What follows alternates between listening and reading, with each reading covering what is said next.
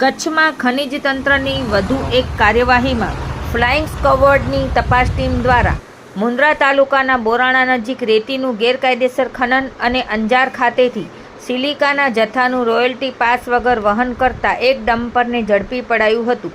આ સાથે ફ્લાઇંગ સ્ક્વોડે કુલ 84.5 લાખનો મુદ્દામાલ કબજે કર્યો હતો.